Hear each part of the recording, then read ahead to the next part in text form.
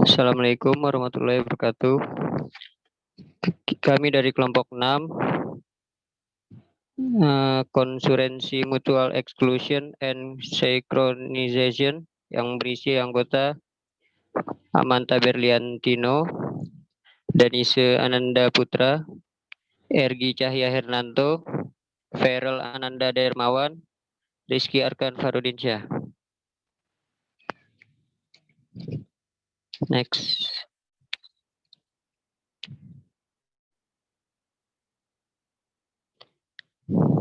Tema utama dari desain sistem operasi semuanya berkaitan dengan manajemen proses dan threads. Ada beberapa poin di sini. Poin pertama yaitu multi-programming, yaitu manajemen dari beberapa proses dalam sistem uniprosesor.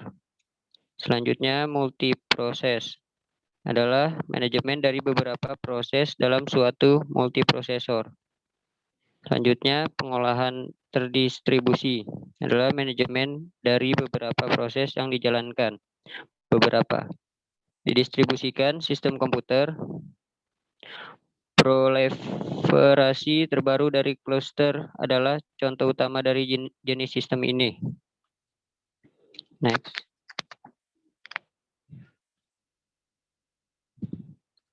Fundamental untuk semua area ini dan rancangan operasi sistem adalah konsurensi.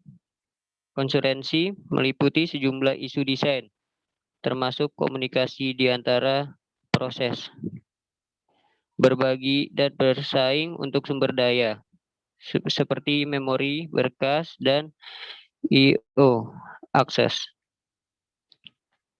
Sinkronisasi dari berbagai proses dan alokasi dari prosesor waktu dan untuk proses. Kita melihat bahwa masalah ini muncul bukan hanya dalam multiprocessing dan didistribusikan lingkungan, tetapi juga di proses tunggal, sistem multiprogram.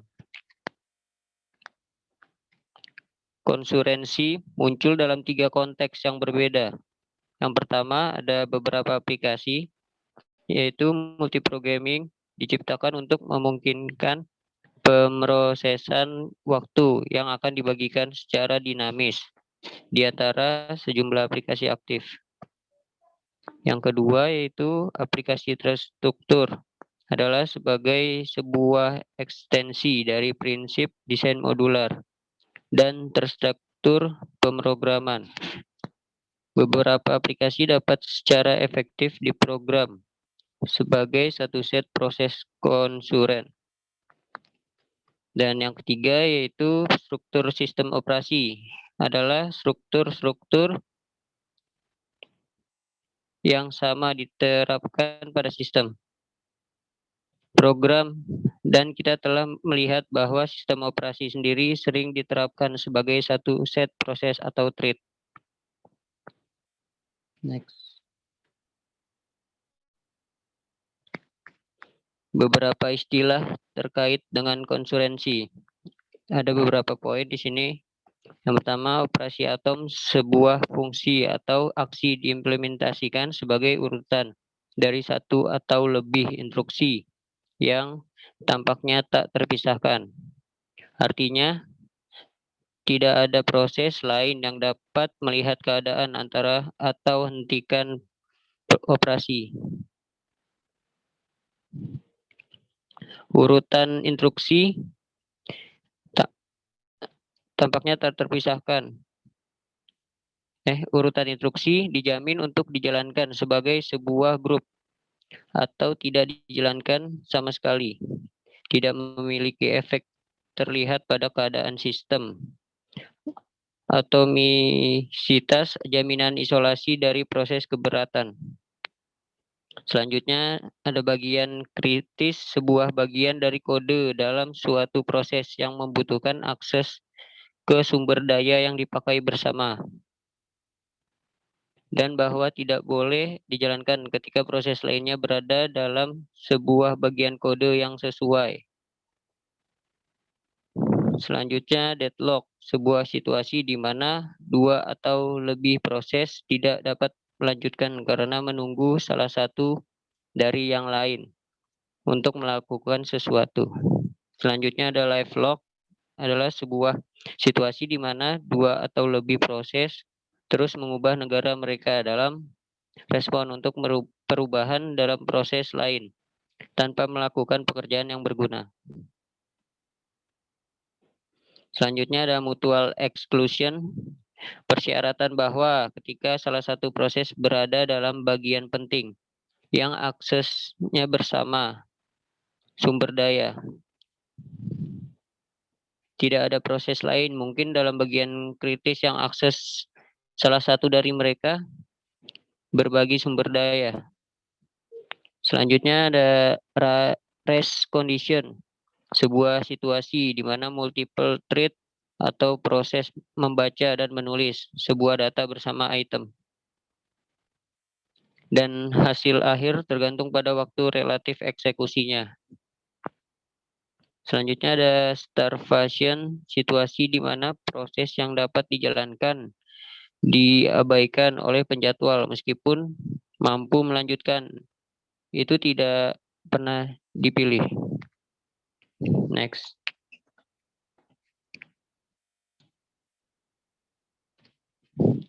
Lalu ada mutual exclusion, ada software approaches.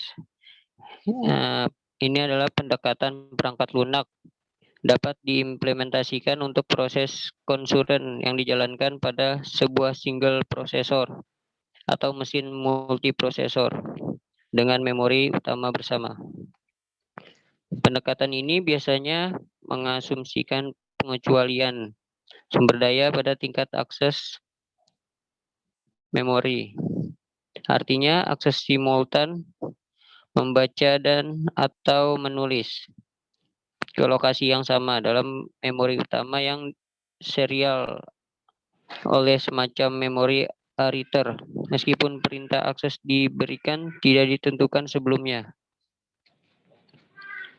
Selanjutnya ada algoritma Dekker. Dijkstra DIJK 65 melaporkan sebuah algoritma untuk exclusion saling untuk dua proses. Dirancang oleh ahli matematika Belanda, Dekker. Setelah Dijkstra, kami mengembangkan solusi dalam tahapan. Pendekatan ini memiliki keuntungan menggambarkan banyak dari bug umum ditemui dalam mengembangkan program konsulen.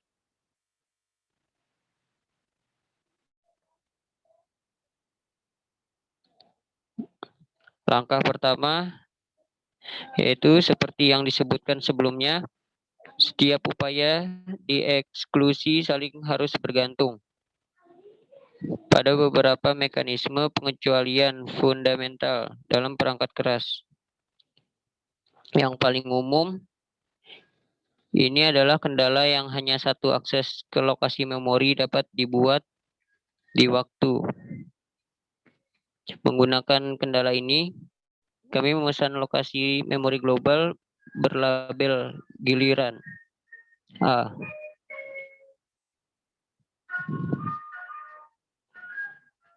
Proses PO atau P1 berharap untuk mengeksekusi daerah kritis ini terlebih dahulu.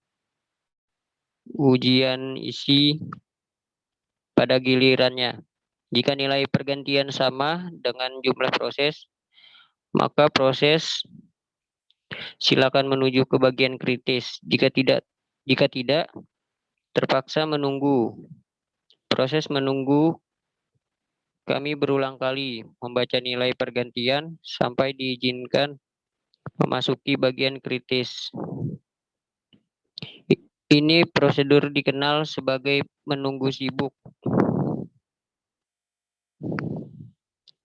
atau spin menunggu. Karena proses yang digagalkan tidak dapat melakukan apa-apa produktif sampai mendapat izin untuk memasuki bagian kritis.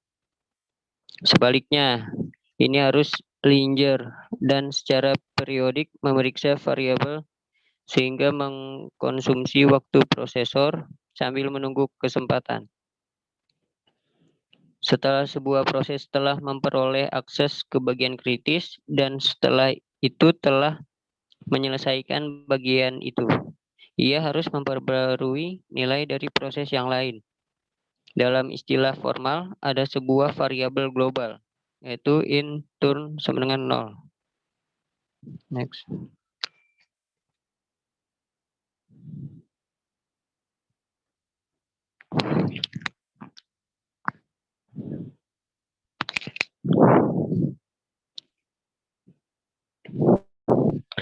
Tabel ini menampilkan program untuk dua proses.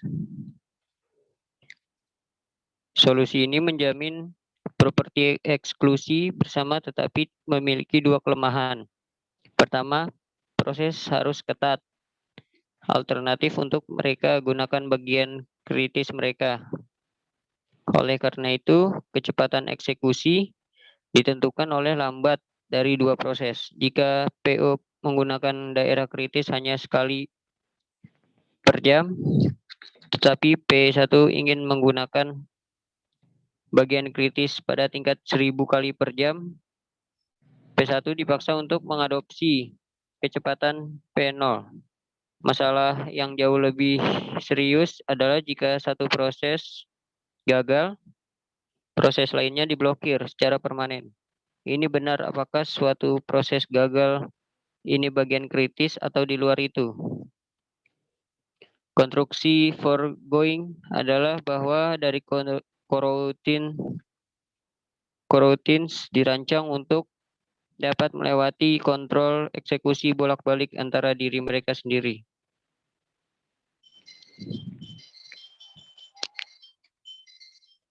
Langkah kedua, percobaan kedua, kelemahan dalam usaha pertama adalah benda itu menyimpan nama proses yang dapat memasukkan bagian kritis tersebut. Ketika pada kenyataannya kita membutuhkan informasi negara tentang kedua proses, akibatnya setiap proses harus memiliki kunci sendiri ke kritis bagian, sehingga jika salah satu gagal, yang lain masih dapat mengakses bagian kritis. Untuk memenuhi ini, persyaratan sebuah bendera vektor boolean didefinisikan dengan flag 0 sesuai ke P0 dan tanda sesuai ke P1. Setiap proses dapat memeriksa bendera lain, tapi tidak boleh mengubahnya. Ketika suatu proses ingin memasukkan bagian kritis secara berkala, memeriksa bendera lain sampai bendera yang memiliki nilai palsu. Menunjukkan bahwa yang lain proses tidak dalam bagian kritis. Proses pemeriksaan segera menetapkan sendiri, tandai ke true dan hasilnya ke bagian kritis. Ketika ia meninggalkan bagian kritis, itu mengatur bendera ke false. Variabel global terbagi dua sekarang adalah enum boolean, yaitu false sama dengan 0, true sama dengan 1. Boolean flag 2 sama dengan 0,0.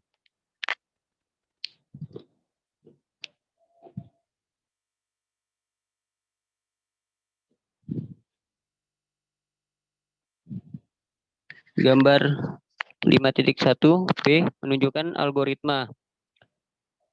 Jika satu proses gagal di luar bagian kritis, termasuk kode pengaturan flag, maka proses lainnya tidak diblokir.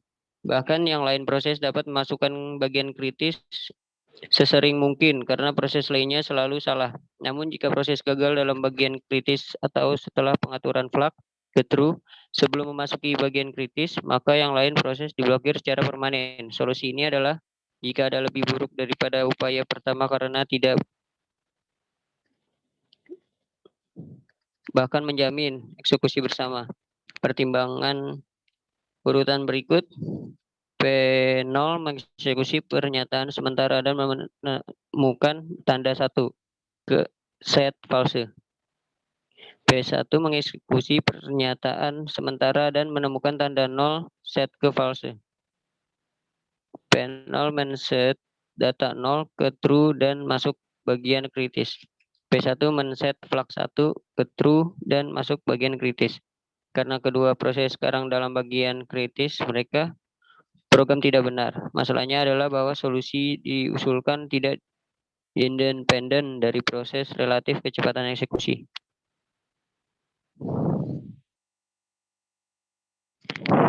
Next. Langkah ketiga, karena proses dapat mengubah keadaan setelah proses lain, telah diperiksa tetapi sebelum proses lain dapat memasukkan bagian kritis, kedua percobaan gagal. Mungkin kita dapat memperbaiki masalah ini dengan persimpangan sederhana, dua laporan, seperti yang ditampilkan pada gambar 5.1c. Seperti sebelumnya, jika satu proses gagal dalam bagian kritis tersebut, termasuk pengaturan bendera kode mengendalikan bagian kritis, maka proses lainnya diblokir. Dan jika suatu proses gagal di luar bagian kritis, maka proses lainnya tidak diblokir.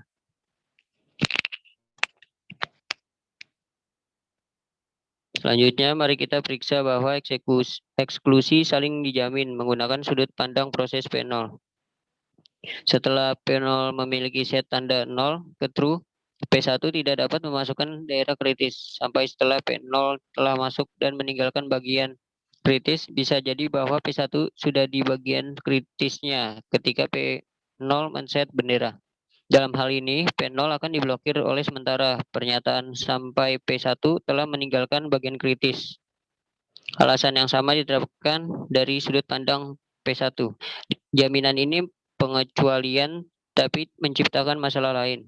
Jika keduanya proses men-set bendera mereka menjadi true sebelum dijalankan pernyataan sementara, kemudian masing-masing akan berpikir bahwa yang lain telah memasuki bagian yang kritis, menyebabkan buntu.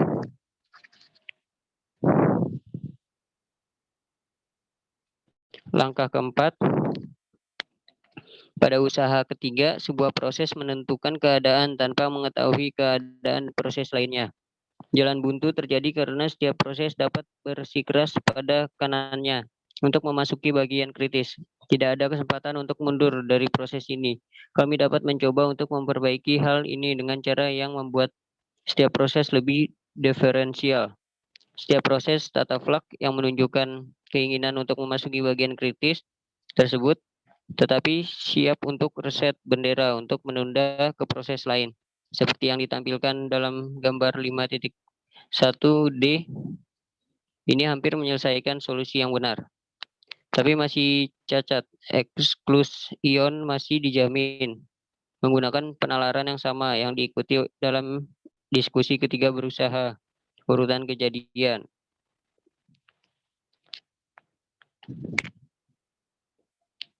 Urutan ini dapat diperpanjang tanpa batas waktu dan proses tidak dapat memasukkan ini bagian kritis secara ketat. Ini tidak buntu karena setiap perubahan dalam kecepatan relatif dari dua proses akan mematahkan siklus ini dan memungkinkan satu untuk memasukkan bagian kritis. Kondisi ini disebut mata pencaharian. Recall bahwa deadlock terjadi ketika suatu set proses keinginan untuk memasukkan bagian kritis mereka. Tetapi tidak ada proses yang dapat berhasil dengan live lock. Ada kemungkinan urutan eksekusi yang berhasil, tapi itu juga mungkin untuk menggambarkan satu atau lebih urutan eksekusi di mana tidak ada proses yang pernah memasuki bagian kritis. Meskipun skenario hanya dijelaskan tidak mungkin dapat dipertahankan untuk waktu yang lama, hal ini tetap sebuah skenario yang mungkin. Dengan demikian, kami menolak upaya keempat.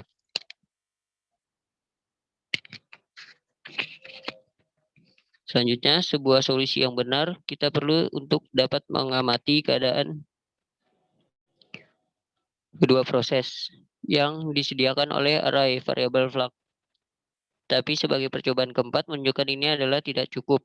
Kita harus memaksakan perintah pada kegiatan dari dua proses untuk menghindari masalah dari mutual courtesy yang baru saja kita amati. Variabel turn dari usaha pertama dapat digunakan untuk tujuan ini.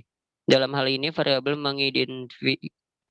mengindikasikan proses mana yang memiliki hak untuk memasuki wilayah kritis. Kita dapat menggambarkan solusi ini disebut algoritma Dekker sebagai berikut. ketika PO ingin memasukkan bagian kritis, ia menentukan flag ke true. Kemudian memeriksa flag P1, jika itu adalah false, P0 dapat segera memasukkan bagian kritis tersebut. Jika tidak, turun ke badan konsultan P0, jika P0 turun sama dengan 0. Maka ia tahu bahwa giliran untuk bersikeras dan pemeriksaan secara berkala memeriksa flag P1. P1 akan adalah gilirannya untuk menunda dan menetapkan ke flag false. Memungkinkan P0 untuk melanjutkan. Setelah P0 telah menggunakan daerah kritis, ini mengatur flag ke false untuk membebaskan seksi kritis. Dan set gilirannya ke 1 untuk mentransfer hak untuk P1.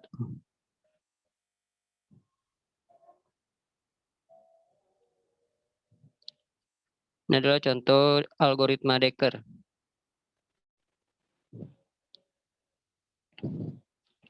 Selanjutnya ada algoritma Peterson. Algoritma Dekker memecahkan masalah eksklusi bersama, tapi dengan agak kompleks, program yang sulit untuk diikuti dan yang koherentness adalah sulit untuk membuktikan.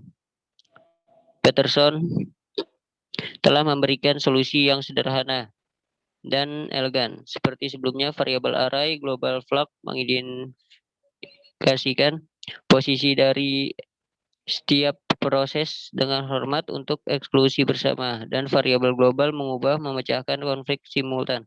Algoritma disajikan dalam angka 5,3. Bahwa eksklusi bersama itu mudah ditampilkan. Pertimbangkan proses P0 setelah bendera diisi 0 menjadi true, P1 tidak dapat memasuki daerah kritis. Jika P1 sudah apakah dalam daerah kritis, kemudian tanda 1 sama dengan benar dan P0 diblokir dari memasukinya bagian kritis.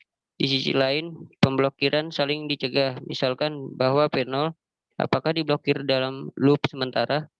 Ini berarti bahwa bendera 1 adalah benar dan putar sama dengan 1. P0 dapat masukkan bagian kritis ketika baik flag 1 menjadi salah atau mengubah menjadi 0.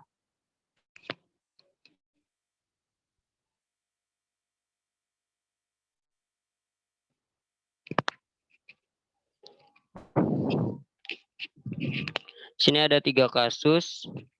Yang pertama adalah P1 tidak memiliki kepentingan dalam bagian kritis. Kasus ini tidak mungkin karena itu menyiratkan flag 1 sama dengan false. Yang kedua yaitu P1 sedang menunggu untuk bagian kritis. Kasus ini juga tidak mungkin karena jika turn sama dengan 1, P1 mampu memasuki bagian kritis tersebut. Yang ketiga yaitu P1 menggunakan bagian kritis berulang kali dan karena itu memonopoli akses ke sana.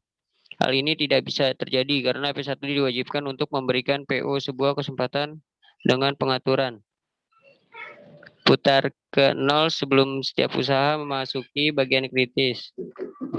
Jadi kita punya solusi sederhana untuk masalah eksklusi bersama untuk 2 proses. Terlebih lagi, algoritma Peterson mudah diatur untuk kasus proses.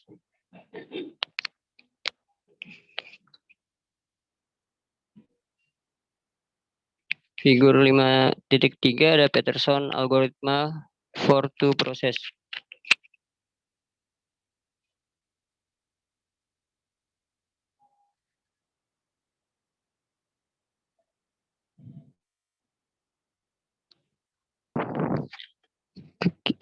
Nah, selanjutnya ada prinsip plus of konkurensi.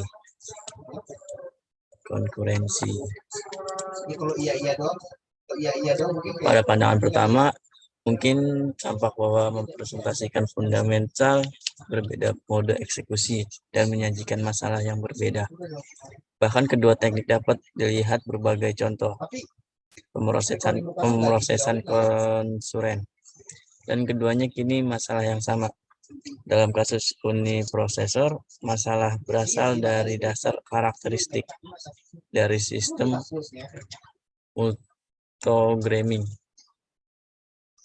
Kecepatan relatif dari eksekusi proses tidak dapat diprediksi.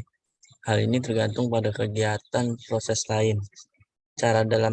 Cara yang menangani operating system mengalami gangguan dan penjadwalan kebijakan operating system. Berikut kesulitan yang biasanya muncul. Yang pertama, berbagai sumber daya global penuh dengan bahaya. Sebagai contoh, jika dua proses baik membuat penggunaan dari variabel global yang sama dan keduanya melakukan baca dan tulis pada variabel itu, lalu urutan di mana berbagai membaca dan menulis dieksekusi kritis. Sebuah contoh masalah ini ditampilkan dalam hal subseksi. Sulit bagi operasi sistem untuk mengelola alokasi sumber daya. Untuk contoh, proses yang mungkin meminta penggunaan dari dan diberikan kendali suatu tertentu saluran I/O kemudian ditangguhkan sebelum menggunakan saluran ini. Ini mungkin tidak diinginkan bagi OS hanya untuk mengunci, kenal, dan mencegah penggunanya oleh proses lain. Yang ketiga, hal ini menjadi sangat sulit untuk menemukan kesalahan pemrograman karena hasil biasanya tidak menentukan dan reproduksi. Contoh, ini contoh dari masalah tadi.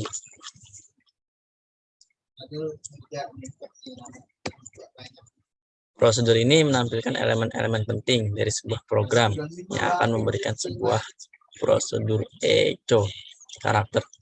Masukan diperoleh dari satu keystroke keyboard pada suatu waktu. Setiap karakter masukan disimpan dalam scene variable.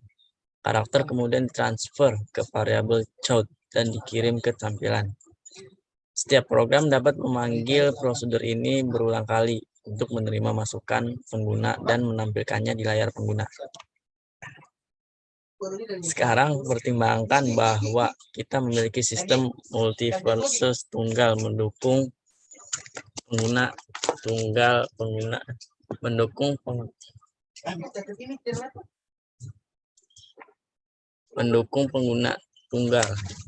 Pengguna dapat berpindah dari satu aplikasi ke aplikasi lain, dan masing-masing aplikasi menggunakan keyboard yang sama untuk masukan dan layar yang sama untuk keluaran.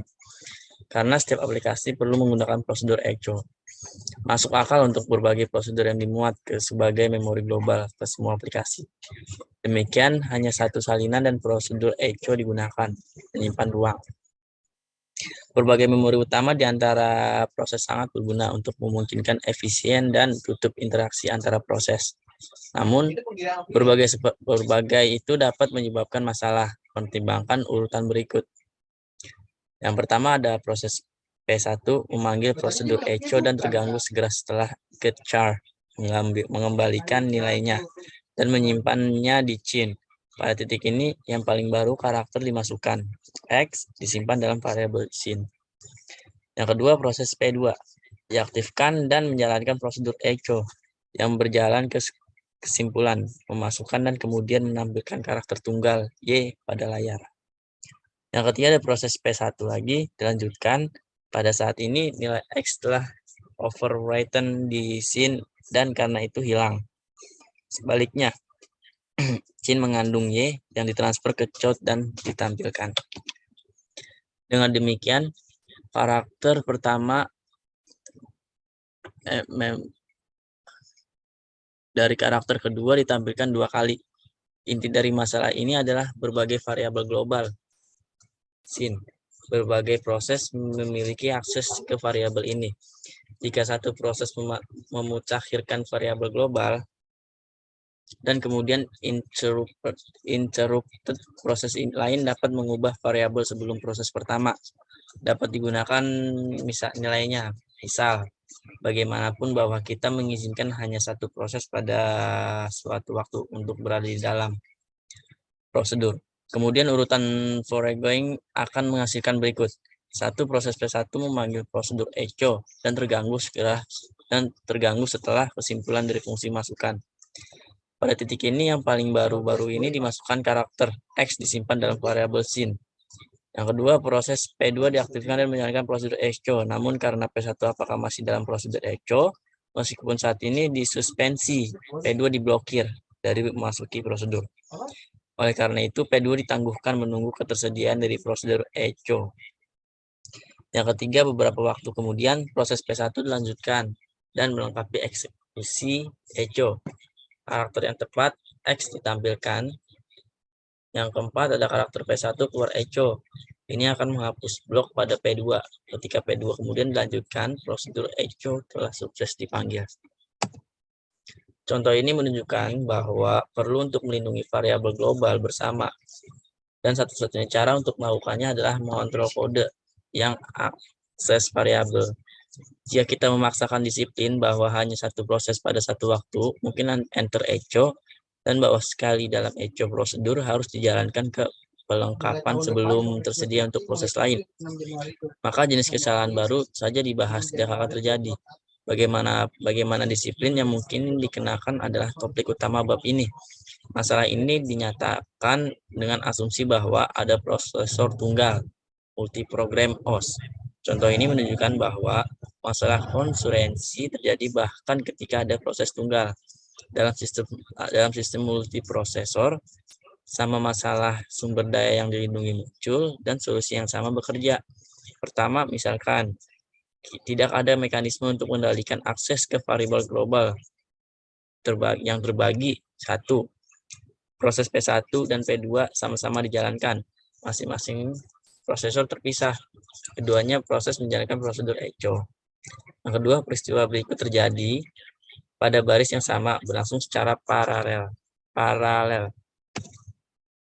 Hasilnya adalah bahwa masukan karakter ke P1 hilang sebelum ditampilkan, dan masukan karakter ke P2 ditampilkan oleh P1 dan P2. Sekali lagi, mari kita menambahkan kemampuan untuk menegakkan disiplin bahwa hanya satu proses pada suatu waktu mungkin di echo. Lalu sequence sebagai berikut. Proses P1 dan P2 sama-sama dijalankan, masing-masing di prosesor terpisah. P1 memanggil prosedur echo. Terus yang kedua, ketika P1 berada di dalam prosedur echo, P2 memanggil echo karena P1 masih di dalam prosedur echo. P2 diblokir dari memasuki prosedur. Oleh karena itu, P2 ditangguhkan menunggu ketersediaan dari prosedur echo. Suatu saat nanti prosedur P1 menyelesaikan eksekusi echo, keluar dari prosedur, dan terus mengeksekusi segera setelah keluar dari P1 dari echo. P2 adalah melanjutkan kembali dan mulai mengeksekusi echo. Dalam kasus sistem uniprosesor, alasan kami punya masalah bahwa interupsi dalam menghentikan eksekusi dimanapun dalam sebuah proses. Dalam kasus sistem multiprosesor, kami memiliki kondisi yang sama, dan di samping masalah dapat disebabkan karena dua proses. Mungkin mengeksekusi secara bersamaan dan keduanya mencoba untuk akses variabel global yang sama. Namun, solusi untuk kedua jenis masalah adalah sama, kontrol akses ke sumber daya yang sama. Suatu kondisi terjadi ketika multiple proses atau thread membaca dan menulis data item sehingga akhir hasil tergantung pada urutan eksekusi, instruksi dalam berbagai proses. Mari kita pertimbangkan dua contoh sederhana. Sebagai contoh pertama, misalkan dua proses P1 dan P2 berbagi variabel global, suatu titik dieksekusi. P1 memutakhirkan ke nilai 1 dan di beberapa titik eksekusi P2 update A ke nilai 2. Jadi, dua tugas dalam lomba untuk menulis variabel A dalam contoh ini cundang dari ras proses pemutakhiran terakhir menentukan nilai akhir dari A. Sebagai contoh, mempertimbangkan dua proses P3 dan P4 yang berbagai global variabel B dan C dengan nilai awal B sama dengan 1 dan C sama dengan 2. Pada titik tertentu dalam eksekusinya, P3 mengeksekusi penempatan B sama dengan B plus C. Dan pada beberapa titik dalam eksekusinya, P4 mengeksekusi penempatan C sama dengan B plus C. Catatan dua proses perbarui variabel yang berbeda, namun nilai akhir kedua variabel tergantung pada urutan di mana dua proses terlaksana dua tugas ini. Jika P3 mengeksekusi pernyataan penugasan pertama, maka nilai akhir adalah B sama dengan 3 dan C sama dengan 5. Jika P4 mengeksekusi pernyataan penugasan pertama, maka nilai akhir adalah B sama dengan 4 dan C sama dengan 3. Apendiks A mencakup diskusi kondisi ras menggunakan semapores sebagai contoh. Nah, terus selanjutnya ada operating system concern. Masalah desain dan manajemen dapat mendaftarkan keprihatinan berikut. 1. OS harus dapat melacak sebagai proses. Hal ini dilakukan dengan pengguna blok kontrol proses dan dijelaskan dalam bab 4. OS harus mengalokasikan dan dealokasikan sebagai sumber daya untuk setiap proses aktif. Kadang-kadang beberapa proses ingin akses ke sumber daya yang sama. Sumber daya ini termasuk waktu prosesor, memori. Nah, terus yang ketiga ada OS harus melindungi data dan sumber daya fisik dari setiap proses melawan gangguan yang disengaja oleh proses lain. Ini melibatkan teknik yang menghubungkan untuk memori, berkas, dan perangkat I/O. Sebuah pengobatan untuk perlindungan ditemukan di bagian 7. Fungsi dari suatu proses dan keluaran yang dihasilkan harus mandiri dari kecepatan saat eksekusinya. Dilakukan relatif terhadap kecepatan lain. Proses yang bersamaan ini adalah subjek bab ini untuk memahami bagaimana isu kemerdekaan kecepatan dapat diatasi. Kita perlu untuk melihat cara-cara di mana proses dapat berinteraksi. Interaksi proses. Kita dapat mengklasifikasikan cara-cara di mana proses berinteraksi berdasarkan sejauh mana mereka menyadari keberadaan satu sama lain. Mampu tidak kemungkinan tingkat kesadaran dan konsekuensi dari masing-masing. Yang pertama ada proses tidak menyadari satu sama lain, proses secara tidak langsung menyadari satu sama lain, dan proses saling menyadari secara langsung. Nah, ini tabel yang jelaskan sebelum ini. Terus ada persaingan di antara proses untuk sumber daya. Proses-proses yang bersamaan saling bertentangan ketika mereka bersaing untuk menggunakan sumber daya yang sama. Dalam bentuknya yang murni, kita dapat menggambarkan situasi sebagai berikut. 2 atau lebih proses perlu mengakses sumber daya selama eksekusi mereka. Setiap proses tidak menyadari keberadaan proses lain, dan masing-masing tidak akan terpengaruh oleh eksekusi proses lain. Oleh karena itu, setiap proses harus membiarkan status sumber daya apapun digunakan tidak berpengaruh. Contoh, sumber daya termasuk perangkat I/O, memori, waktu prosesor, dan jam. Tidak ada pertukaran informasi antara proses yang bersaing. Namun, pelaksanaan satu proses dapat mempengaruhi perilaku proses bersaing. Secara khusus, jika dua proses sama-sama menginginkan akses ke satu sumber daya, maka satu proses akan dialokasikan sumber daya itu oleh OS, dan yang lainnya harus menunggu. Oleh karena itu, proses yang ditolak aksesnya akan diperlambat. Dalam kasus ekstrim, proses yang diblokir mungkin tidak akan pernah mendapatkan akses ke sumber daya, dan karenanya tidak akan pernah berhasil dihentikan. Dalam kasus proses yang bersaing, 3 masalah pengendalian harus dihadapi. Pertama, adalah kebutuhan untuk saling mengesampingkan.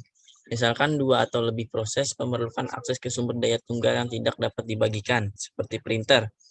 Selama eksekusi setiap proses akan mengirimkan perintah ke perangkat I/O, menerima informasi status, mengirim data, dan menerima data. Kami akan mengacu pada sumber daya seperti itu sebagai sumber daya kritis dan bagian dari program yang menggunakannya sebagai bagian penting dari program. Penting bahwa hanya satu program pada satu waktu yang diizinkan di bagian kritisnya. Kami tidak bisa hanya mengandalkan OS untuk memahami dan menerapkan pembatasan ini, karena persyaratan tertulisnya mungkin tidak jelas. Dalam kasus printer misalnya, kami ingin setiap proses individu memiliki kontrol printer saat mencetak seluruh file. Pemberlakuan pengecualian bersama menciptakan 2 masalah kontrol tambahan. Salah satunya adalah kebuntuan. Misalnya, pertimbangkan 2 proses P1 dan P2 dan 2 sumber daya R1 dan R2. Misalkan setiap proses membutuhkan akses ke kedua sumber daya untuk melakukan bagian dari fungsinya. Maka dimungkinkan untuk memiliki situasi berikut. OS menetapkan R1 dan R2 ke P1. Setiap proses menunggu salah satu dari dua sumber daya. Keduanya tidak akan melepaskan sumber daya yang sudah dimilikinya sampai sumber daya lain tersebut diperoleh dan menjalankan fungsi yang membutuhkan kedua sumber daya tersebut. Kedua proses tersebut menemui jalan buntu. Nah, pada tabel 5,4, masalah kontrol terakhir adalah kelaparan. Misalkan 3 proses P1, P2, dan P3 masing-masing memerlukan akses periodik ke sumber daya R. Pertimbangkan situasi ini di mana P1 dalam kepemilikan sumber daya dan P2 dan P3 tertunda menunggu sumber daya itu ketika P1 keluar dari critical sectionnya. Baik P2 atau P3 harus diizinkan mengakses R. Asumsikan OS memberikan akses ke P3 dan P1 kembali membutuhkan akses sebelum P3 menyelesaikan critical sectionnya.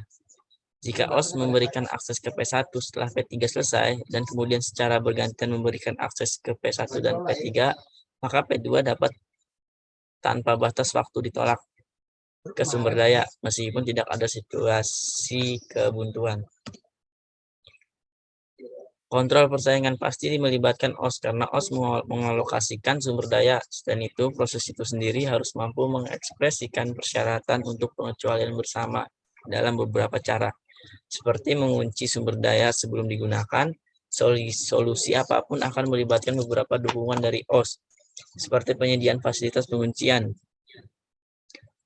Gambar 5,4 yang tadi menggambarkan mekanisme pengecualian bersama dalam istilah abstrak. Ada N proses yang akan dieksekusi secara bersamaan. Setiap proses mencakup satu bagian krisis yang beroperasi pada beberapa sumber daya RA dan dua kode tambahan sebelum dan sesudah bagian kritis yang tidak melibatkan akses ke RA. Karena semua proses mengakses sumber daya RA yang sama, diinginkan bahwa hanya satu proses pada satu waktu berbeda berada di bagian kritisnya. Untuk menegakkan pengecualian bersama, dua fungsi disediakan, ether critical dan exit critical. Setiap fungsi mengambil sebagai argumen nama sumber daya yang menjadi subjek kompetisi setiap proses yang mencoba memasuki bagian kritisnya. Sementara proses lain berada di bagian kritisnya untuk sumber daya yang sama, dibuat menunggu. Masih untuk memeriksa mekanisme spesifik untuk menyediakan fungsi ether critical dan exit critical. Untuk saat ini kami menunda masalah ini sementara kami mempertimbangkan kasus lain dari ekstraksi proses. Kerjasama di antara proses dengan berbagi. Kasus kerjasama dengan berbagi mencakup proses yang berinteraksi dengan proses lain tanpa disadari secara eksplisit. Misalnya, beberapa proses mungkin memiliki akses ke variabel sama atau ke file atau database sama. Proses dapat menggunakan dan memperbarui data bersama tanpa mengacu pada proses lain. Tetapi ketahuilah bahwa proses lain mungkin memiliki akses ke data yang sama. Dengan demikian, proses harus bekerja sama untuk memastikan bahwa data yang mereka bagikan dikelola dengan benar. Mekanisme kontrol harus memastikan integritas dan bersama, karena data disimpan pada sumber daya, perangkat atau memori. Masalah kontrol saling eksklusi, kebuntuan, dan kelaparan muncul lagi. Satu-satunya perbedaan adalah bahwa item data dapat diakses dalam dua mode yang berbeda, membaca dan menulis, dan hanya operasi penulisan yang harus saling eksklusif. Sebagai contoh sederhana, pertimbangkan aplikasi pembukaan di mana berbagai item data dapat diperbarui. Misalkan dua item data A dan B dipertahankan dalam hubungan A sama dengan B, artinya setiap program yang memperbarui satu nilai juga harus memperbarui yang lain untuk menjaga hubungan. Sekarang perhatikan dua proses berikut. Nah, jika keadaan awalnya konsisten, setiap proses yang diambil secara terpisah akan meninggalkan data bersama dalam keadaan konsisten. Sekarang perhatikan urutan konstruksi beberapa berikut, di mana kedua proses menghormati pengecualian bersama pada setiap item data individual A dan B.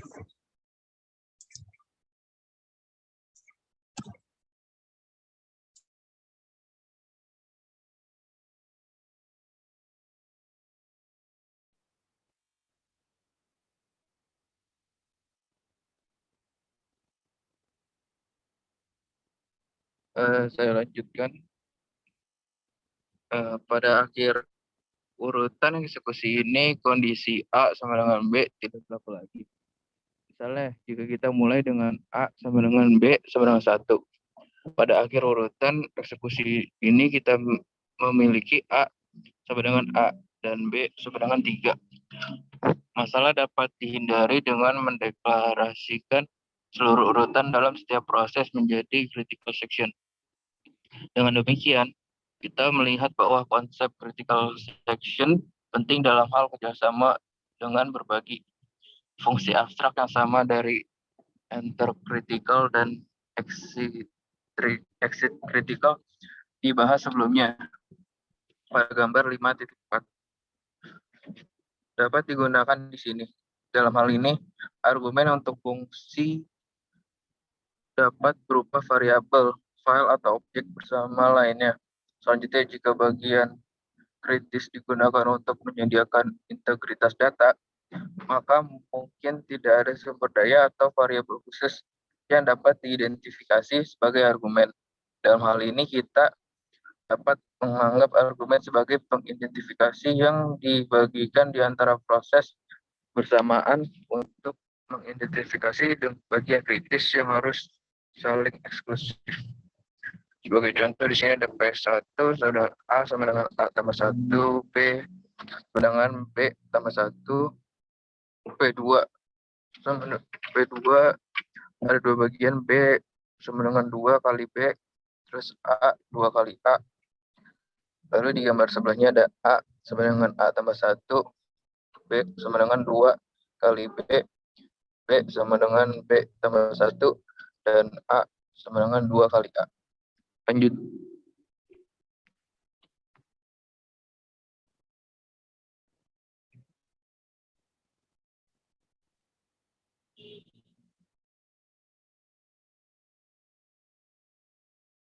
Lalu di sini saya akan menjelaskan tentang kerjasama di antara proses melalui komunikasi.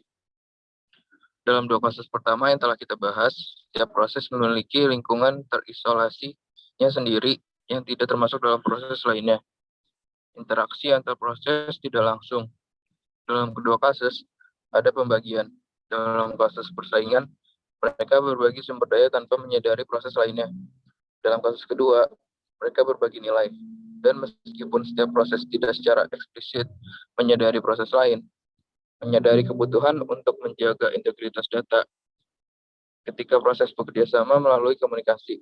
Bagaimanapun, sebagai proses berpartisipasi dalam upaya bersama yang menghubungkan semua proses.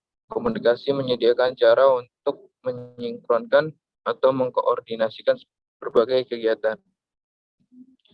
Biasanya, komunikasi dapat dicirikan sebagai terdiri dari berbagai jenis pesan. Primitif untuk mengirim dan menerima pesan dapat disediakan sebagai bagian dari bahasa pemrograman atau disediakan oleh kernel operation system. Karena tidak ada yang dibagi antara proses dalam tindakan menyampaikan pesan, pengecualian bersama bukanlah persyaratan kontrol untuk kerjasama semacam ini. Namun masalah kebuntuan dan kelaparan masih ada. Sebagai contoh, kebutuhan 2 proses mungkin diblokir, masing-masing menunggu komunikasi dari yang lain. Sebagai contoh kelaparan, perhatikan 3 proses, P1, P2, dan P3, yang menunjukkan perilaku berikut. P1 berulang kali mencoba berkomunikasi dengan P2 atau P3. Dengan P2 dan P3, keduanya mencoba berkomunikasi dengan P1. Sebuah urutan bisa muncul di mana P1 dan P2 bertukar informasi berulang kali, sementara P3 diblokir menunggu komunikasi dari P1. Tidak ada jalan buntu karena P1 tetap aktif, tetapi P3 kelaparan. Lanjut.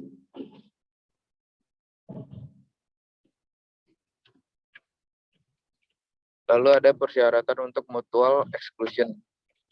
Fasilitas atau kemampuan apapun yang memberikan dukungan untuk pengecualian bersama harus memenuhi persyaratan berikut. Yang pertama, pengecualian bersama harus ditegakkan. Hanya satu proses pada satu waktu yang diizinkan masuk ke bagian kritisnya. di antara semua proses yang memiliki bagian kritis untuk sumber daya yang sama atau objek bersama. 2. Sebuah proses yang berhenti di bagian non-kritisnya harus melakukannya tanpa mengganggu proses lainnya. 3. Proses yang membutuhkan akses ke bagian kritis tidak boleh ditunda tanpa batas waktu. Artinya tidak ada kebuntuan atau kelaparan. Yang keempat, ketika tidak ada proses di bagian kritis, setiap proses yang meminta entry ke bagian kritisnya harus diizinkan masuk tanpa penundaan. Yang kelima, tidak ada asumsi yang dibuat tentang kecepatan proses relatif atau jumlah prosesor. Dan yang terakhir, sebuah proses tetap berada di dalam kritisnya bagian untuk waktu yang terbatas saja. Ada sejumlah cara di mana persyaratan untuk pengecualian bersama dapat dipenuhi. Salah satu pendekatan adalah meninggalkan tanggung jawab dengan proses yang ingin dijalankan secara bersamaan. Proses apakah itu? Program, sistem, atau program aplikasi akan diminta untuk berkoordinasi satu sama lain untuk menegakkan pengecualian bersama tanpa dukungan dari bahasa pemrograman atau OS. Kita dapat menyebutnya sebagai pendekatan perangkat lunak. Meskipun pendekatan ini rentan terhadap overhead pemrosesan yang tinggi dan bug, tetap berguna untuk memeriksa pendekatan tersebut untuk mendapatkan pemahaman yang lebih baik tentang kompleksitas pemrosesan bersamaan. Lanjut.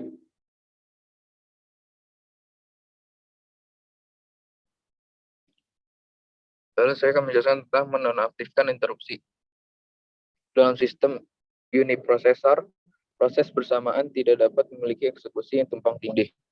Mereka hanya bisa disisipkan. Selanjutnya, suatu proses akan terus berjalan sampai memanggil layanan OS atau sampai terganggu. Oleh karena itu, untuk menjamin mutual exclusion cukup dengan mencegah suatu proses dari interupsi. Kemampuan ini dapat diberikan dalam bentuk primitif yang ditentukan oleh kernel OS untuk menonaktifkan dan mengaktifkan interupsi. Selanjutnya ada instruksi mesin khusus. Dalam konfigurasi multiprosesor, beberapa prosesor berbagi akses ke memori utama yang sama. Dalam hal ini, tidak ada hubungan master atau slave. Bukan prosesor berperilaku independen dalam hubungan rekan. Tidak ada mekanisme interupsi antara prosesor di mana pengecualian bersama dapat didasarkan pada tingkat perangkat keras atau hardware seperti yang telah disebutkan. Akses ke lokasi memori tidak termasuk akses lain ke lokasi yang sama. Dengan ini, sebagai dasar, perancang prosesor telah mengusulkan beberapa instruksi mesin yang melakukan dua tindakan secara atom, seperti membaca dan menulis atau membaca dan menguji dari satu lokasi memori dengan satu siklus pengambilan instruksi. Selama eksekusi instruksi, akses ke lokasi memori diblokir untuk instruksi lain yang merujuk lokasi itu. Lanjut. Lalu ada compare and swap. Instruksi compare and swap juga disebut instruksi compare and exchange. Dapat didefinisikan sebagai berikut. Di sini ada bahasa pemrogramannya yaitu integer compare and swap, dalam kurung integer, bintang word, integer test file, integer new file, lalu dalam kurawal integer out file, titik koma out file sama dengan bintang word if dalam kurung out file sama dengan test file, bintang word sama dengan new file, titik koma return out file, titik koma tutup kurawal. Versi instruksi ini memeriksa lokasi memori atau word terhadap nilai test atau bisa disebut test file. Jika nilai lokasi memori saat ini adalah test file, itu diganti dengan new file. Jika tidak, itu dibiarkan tidak berubah. Nilai memori lama selalu dikembalikan dengan demikian. Memori telah diperbarui jika nilai yang dikembalikan sama dengan nilai pengujian. Oleh karena itu, instruksi atomik ini memiliki dua bagian. Yang pertama itu perbandingan dibuat antara nilai memori dan nilai tes. Jika nilainya sama, terjadi swap. Seluruh fungsi compare and swap dilakukan secara atom, yaitu tidak terganggu. Versi lain dari instruksi ini mengembalikan nilai boolean.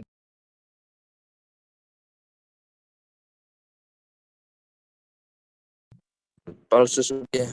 Beberapa versi instruksi ini tersedia di hampir semua keluarga prosesor.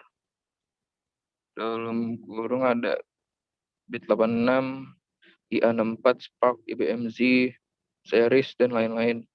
Dan sebagian besar sistem operasi menggunakan instruksi ini untuk mendukung konkurensi. Lanjut.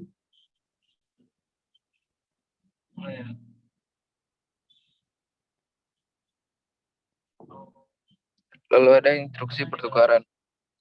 Instruksi pertukaran dapat didefinisikan sebagai berikut.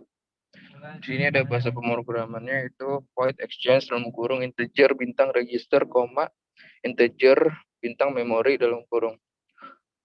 Buka kurawal integer tem titik koma tem sama dengan bintang memori titik koma bintang memori sama dengan bintang register titik koma bintang register sama dengan tem titik koma tutup kurawal. Lanjut. Dan di sini tabel 5.5 yang di sebelah kiri ini bahasa pemrograman yang menjelaskan tentang compare and swap instruction. Dan yang sebelah kanan exchange instruction. Lanjut. Ya ngomong bareng aja. Instruksi menukar isi register dengan lokasi memori. Arsitektur Intel IA32 atau bisa disebut dengan Pentium dan arsitektur IA64 atau bisa disebut dengan Itanium berisi instruksi XCHG. Gambar 5.5b yang ada di bawah menunjukkan protokol pengecualian bersama berdasarkan penggunaan instruksi pertukaran buat variabel bersama diinisialisasi ke O. Setiap proses menggunakan kunci variabel label yang diinisialisasi ke satu. Satu-satunya proses yang dapat memasuki bagian kritis adalah proses yang menemukan baut sama dengan O. Ini mengecualikan semua proses lain dari bagian kritis dengan pertukaran baut ke satu. Ketika suatu proses meninggalkan bagian kritisnya, itu meraset baut ke O, memungkinkan proses lain untuk mendapatkan akses ke bagian kritisnya. Perhatikan ekspresi berikut selalu berlaku karena cara variabel diinisialisasi dan karena sifat algoritma pertukaran. Di sini ada bold plus A, K sama dengan N. Jika bold sama dengan O, maka tidak ada proses dalam critical section-nya. Jika bold sama dengan 1, maka tepat satu proses berada pada critical section-nya, yaitu proses yang nilai Q-nya sama dengan O.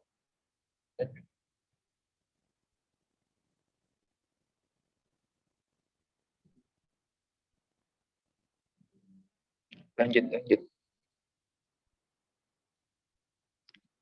Penggunaan instruksi mesin khusus untuk menegakkan pengecualian bersama memiliki sejumlah keuntungan.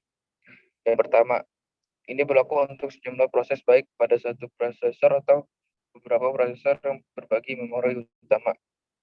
Yang kedua, hal ini sederhana dan karena itu mudah untuk memverifikasi. Yang ketiga, ini dapat digunakan untuk mendukung beberapa bagian penting. Setiap bagian kritis dapat ditentukan oleh variabel sendiri. Namun ada beberapa kelemahan serius, di antara lainnya. Yang pertama, sibuk menunggu digunakan. Maksudnya adalah jadi ketika sebuah proses sedang menunggu akses ke kritikal bagian terus mengkonsumsi waktu prosesor. Yang kedua, kebuntuan mungkin terjadi. Maksudnya adalah pertimbangkan skenario berikut pada sistem proses tunggal. Proses P1 mengeksekusi instruksi khusus dalam kurung misalnya compare and swap atau exchange dan memasuki critical section-nya. P1 kemudian diinterupsi untuk memberikan prosesor ke P2 yang memiliki prioritas yang lebih tinggi. Jika P2 sekarang mencoba menggunakan sumber daya yang sama dengan P1, aksesnya akan ditolak karena mekanisme pengecualian bersama. Dengan demikian itu akan masuk ke loop menunggu yang sibuk, namun P1 tidak akan pernah ditambal karena prioritasnya lebih rendah daripada proses siap lainnya P2. Lanjut.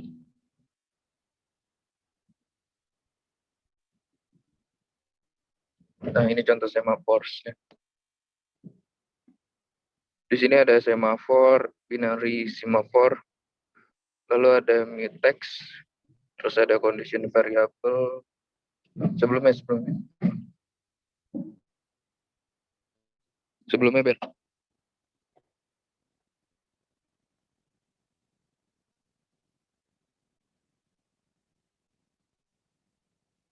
Lalu ada monitor, lalu ada event flags, ada mailboxes atau messages, dan ada spin logs. Udah lanjut.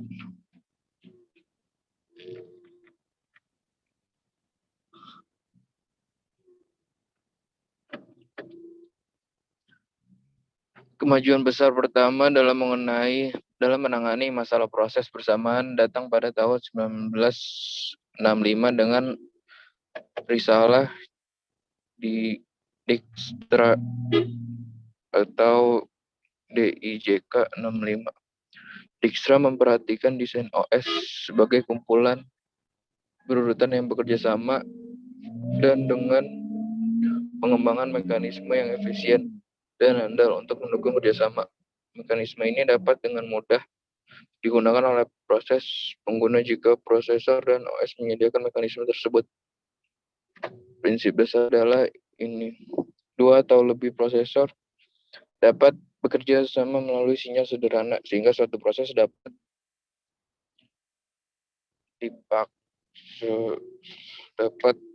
dipaksa untuk berhenti di tempat tertentu sampai menerima sinyal tertentu. Setiap kebutuhan koordinasi yang kompleks dapat dipenuhi oleh struktur sinyal yang sesuai. Untuk pensinyalan variabel khusus yang disebut semafor. Untuk mengirimkan sinyal melalui semafor, sebuah proses mengeksekusi primitif signal untuk menerima sinyal melalui semafor S. Sebuah proses mengeksekusi primitif wait. Jika sinyal yang sesuai belum ditransmisikan, proses dihentikan sampai transmisi berlangsung. Untuk mencapai efek yang diinginkan, kita dapat melihat semafor sebagai variabel yang memiliki nilai integer, di mana hanya 3 operasi yang didefinisikan. 1. Semafor dapat diinisialisasi ke nilai integer non-negatif. 2. Operasi wait menurunkan nilai semafor jika nilainya menjadi negatif. Maka proses yang mengeksekusi wait akan diblokir jika tidak proses menunjukkan eksekusi. 3. Operasi signal menambah nilai semafor jika nilai yang dihasilkan kurang dari 1 atau sama dengan 0. Maka proses yang diblokir oleh operasi wait jika ada tidak akan diblokir. Selain ketiga operasi ini, tidak ada cara untuk memeriksa atau memanipulasi semafor. Lanjut.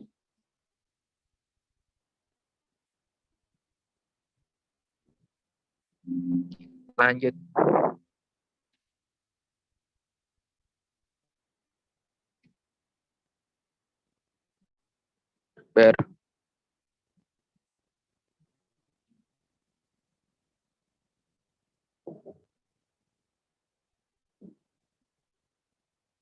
Lanjut, Ber.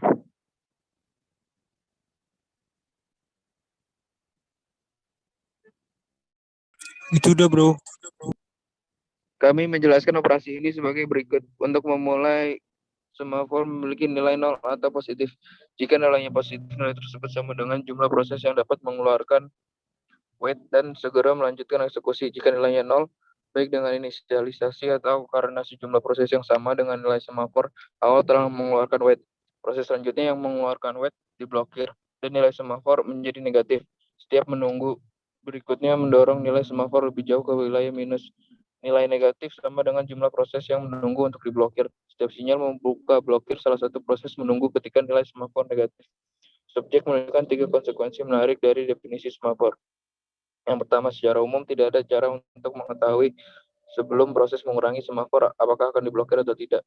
Yang kedua, setelah proses menambah semafor dan proses lain akan dibangunkan. Kedua proses terus berjalan secara bersamaan. Tidak ada cara untuk mengetahui proses mana.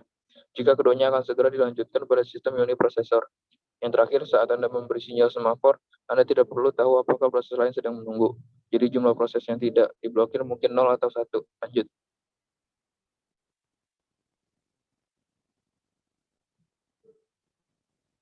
Gambar 5.6 menyarankan definisi yang lebih formal dari primitif untuk semafor. Primitif sum weight, sum signal diasumsikan atom versi yang lebih terbatas, yang dikenal sebagai semafor biner. Semafor biner hanya dapat mengambil 0 dan 1, dan dapat ditentukan oleh 3 operasi berikut. Yang pertama, semafor biner dapat diinisialisasikan ke 0 atau 1.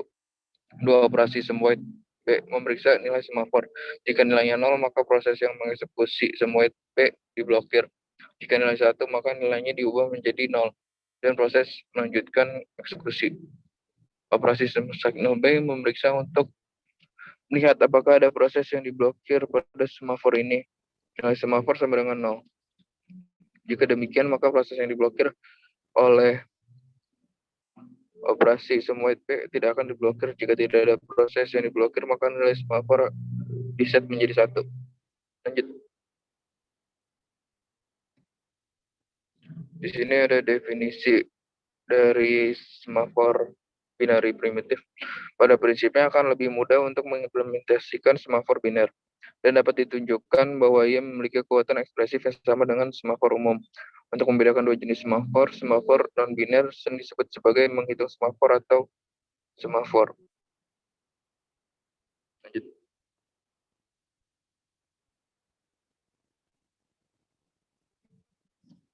Sebuah konsep yang terkait dengan semafor biner adalah kunci pengecualian bersama, atau bisa disebut dengan mutex. Mutex adalah flag pemrograman yang digunakan untuk mengambil dan melepaskan objek.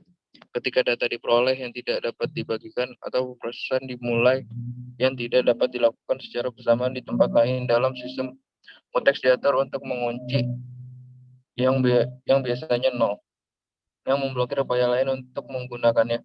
Mutex diatur untuk membuka kunci ketika data tidak lagi diperlukan atau rutinitas selesai.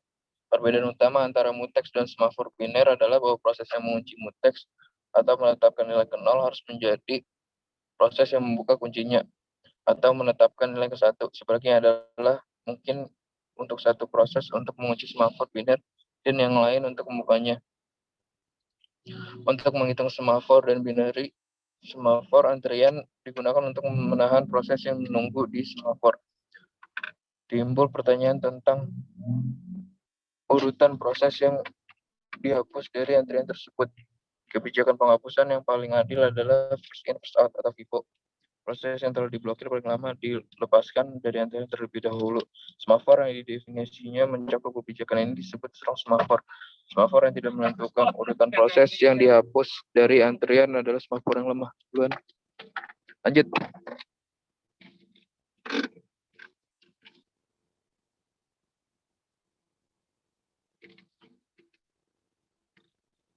Lanjut.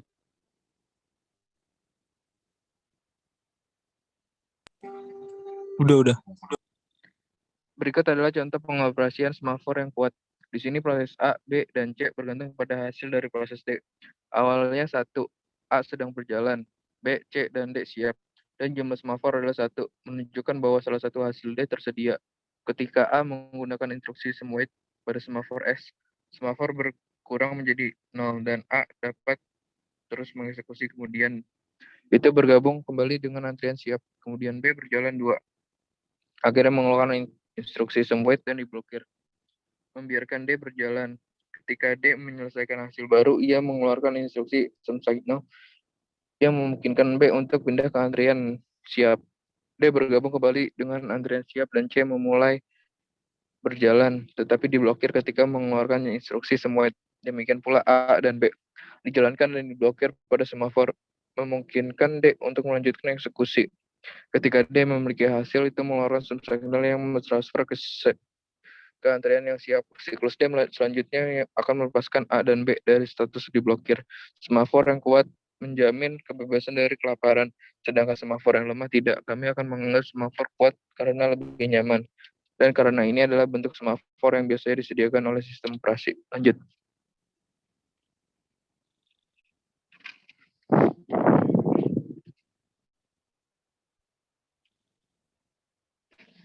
Ini contoh mekanisme semafornya.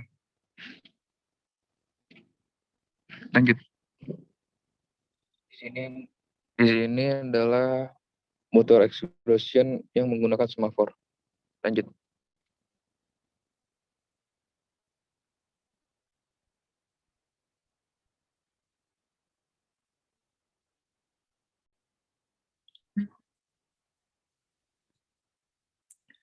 Pengecualian bersama. Gambar di atas menunjukkan solusi langsung untuk masalah pengecualian bersama menggunakan semafor S. Bandingkan dengan gambar 5.4, pertimbangkan dan proses yang diidentifikasikan dalam LARIK PI, yang semuanya membutuhkan akses ke sumber daya yang sama. Setiap proses memiliki bagian kritis yang digunakan untuk mengakses sumber daya.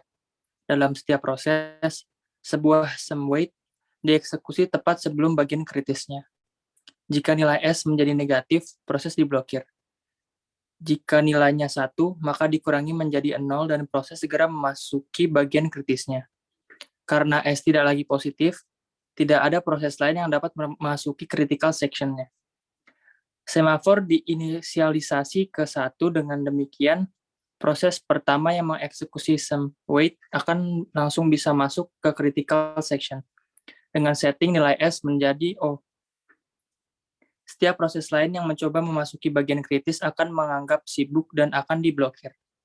Menetapkan nilai S ke 1. Sejumlah proses dapat mencoba masuk. Setiap upaya yang gagal menghasilkan penurunan lebih lanjut dari nilai S. Ketika proses yang awalnya memasuki bagian kritisnya berangkat, S bertambah dan salah satu proses yang diblokir jika ada. Dihapus dari antrian proses yang diblokir yang terkait dengan semafor dan dimasukkan ke dalam status siap. Ketika dijadwalkan berikutnya oleh OS, mungkin masuk ke bagian kritis.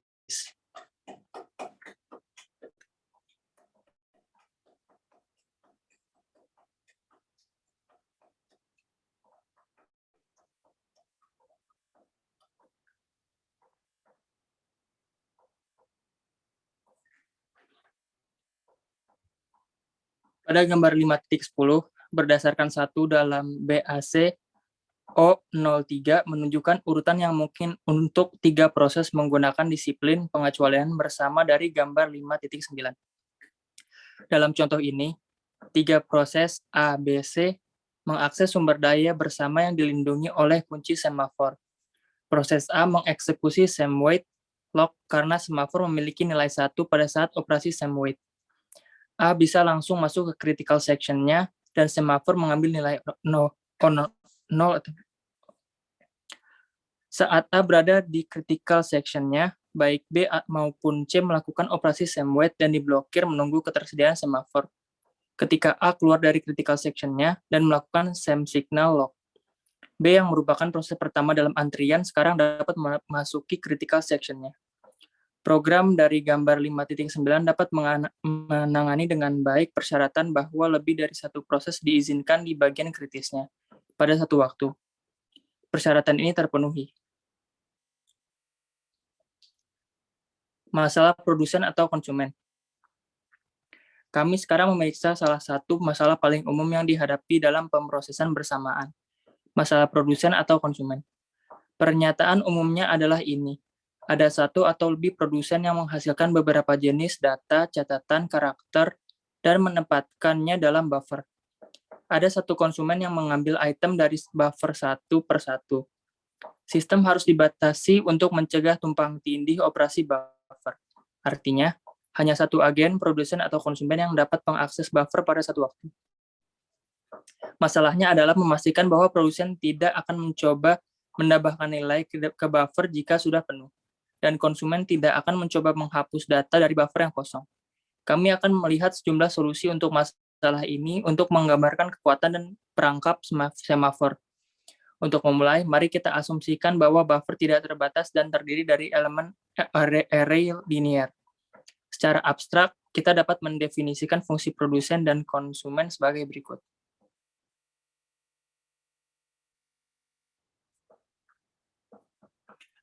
Gambar 5.11 menggambarkan struktur buffer B. Produsen dapat menghasilkan item dan menyimpannya di buffer dengan kecepatan sendiri. Setiap kali indeks ke dalam buffer bertambah, konsumen melanjutkan dengan cara yang sama tetapi harus memastikan bahwa ia tidak mencoba membaca dari buffer kosong. Oleh karena itu, konsumen memastikan bahwa produsen telah melampaui itu dalam tujuh keluar sebelum melanjutkan. Implementasi semafor. Seperti yang telah disebutkan sebelumnya, sangat penting bahwa operasi SEMWAIT dan SEM signal diimplementasikan sebagai atom primitif. Salah satu yang jelas adalah dengan mengimplementasikannya dalam perangkat keras atau firmware. Kegagalan ini berbagai skema telah disarankan. Inti dari masalah adalah salah satu pengecualian bersama. Hanya satu proses pada satu waktu yang dapat memanipulasi semafor baik dengan operasi same weight atau same signal. Jadi, skema perangkat lunak apapun seperti algoritma Decker atau algoritma Peterson dapat digunakan. Ini akan memerlukan biaya pemrosesan yang substansial. Alternatif lain ialah dengan menggunakan salah satu skema yang didukung perangkat keras untuk pengecualian bersama. Untuk prosesor tunggal sistem, dimungkinkan untuk menghambat interupsi selama operasi same weight atau same signal. Sekali lagi, durasi yang relatif singkat dari operasi ini berarti bahwa pendekatan ini masuk akal.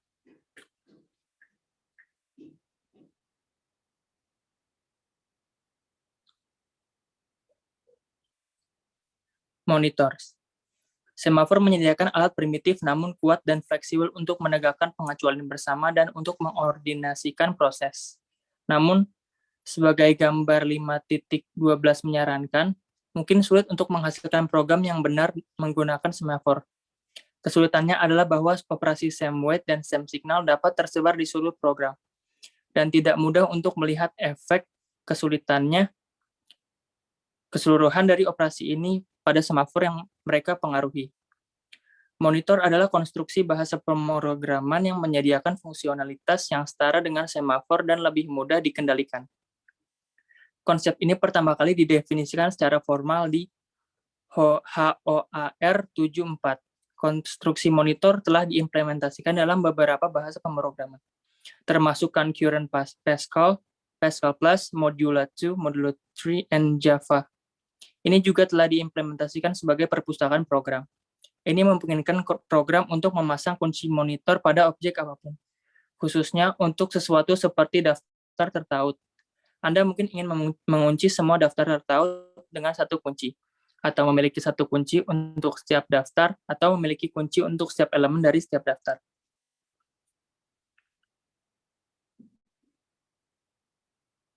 Monitor with signal. Monitor adalah modul perangkat lunak yang terdiri dari salah satu atau lebih prosedur, urutan inisialisasi, dan data lokal. Karakteristik utama monitor adalah sebagai berikut. Variabel data lokal hanya dapat diakses oleh prosedur monitor dan bukan prosedur eksternal. Sebuah proses memasuki monitor dengan memanggil salah satu prosedurnya. Hanya satu proses yang dapat dieksekusi di monitor pada satu waktu. Proses lain yang telah memanggil monitor diblokir, menunggu monitor tersedia. Dua karakteristik pertama mengingatkan pada objek dalam perangkat lunak berorientasi objek. Memang OS atau bahasa pemrograman berorientasi objek dapat dengan mudah diimplementasikan monitor sebagai objek dengan karakteristik khusus. Dengan menegakkan disiplin satu proses pada satu waktu, pemantau mampu menyediakan fasilitas saling eksklusi. Variabel data di monitor hanya dapat diakses oleh satu proses pada satu waktu. Dengan demikian, struktur data bersama dapat dilindungi dengan menempatkannya di monitor. Jika data di monitor mewakili beberapa sumber daya, maka monitor menyediakan fasilitas pengecualian bersama untuk mengakses sumber daya. Agar berguna untuk pemrosesan bersamaan, prosesor harus menyertakan alat sinkronisasi. Misalnya sebuah proses agar memanggil monitor dan saat berada di monitor harus diblokir sampai beberapa kondisi terpenuhi. Diperlukan fasilitas agar proses tidak hanya diblokir, tapi juga melepaskan monitor sehingga beberapa proses lain dapat memasukinya. Kemudian, ketika kondisi terpenuhi dan monitor tersedia kembali, proses perlu dilanjutkan dan diizinkan untuk masuk kembali monitor pada titik penangguhannya. Monitor mendukung sinkronisasi dengan menggunakan variabel kondisi yang terdapat dalam monitor dan hanya dapat diakses di dalam monitor. Variabel kondisi adalah tipe data khusus di monitor yang dioperasikan oleh dua fungsi. C-wait menunda eksekusi program pemanggilan pada kondisi C. Monitor sekarang tersedia untuk digunakan oleh proses lain. C-signal melanjutkan eksekusi dari beberapa proses yang diblokir setelah C-wait pada kondisi yang sama. Jika ada beberapa proses seperti itu, pilih salah satunya. Jika tidak ada proses seperti itu, jangan lakukan apapun. Perhatikan bahwa proses operasi menunggu dan sinyal monitor berbeda dari semafor. Jika sebuah proses di monitor memberi sinyal dan tidak ada tugas yang menunggu pada variabel kondisi, sinyal tersebut hilang.